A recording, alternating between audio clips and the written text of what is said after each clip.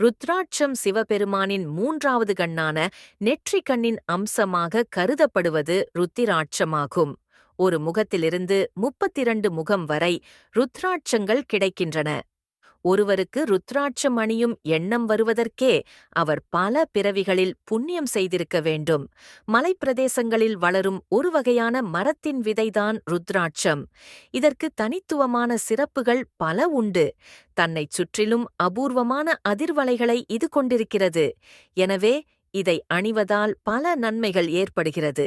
ருத்ராட்சத்தை அணிந்து கொள்வதால் அதை சுற்றி உண்டாகும் ஒளி சக்தி வட்டம் தூய்மையடைகிறது. இந்த ஒளிவட்டம் அவரவர் உடல்நிலை மற்றும் மனநிலையை பொறுத்து அமையும். நீங்கள் புது இடங்களுக்கு செல்லும்போது அங்கிருக்கும் அதிர்வுகள் உங்களுக்கு ஏற்றதாக இல்லை என்றால் உங்களால் அமைதியாக இருக்க முடியாது. ஆனால் ருத்ராட்சம் அணிந்தால் எவ்விதமான பாதிப்பும் நம்மை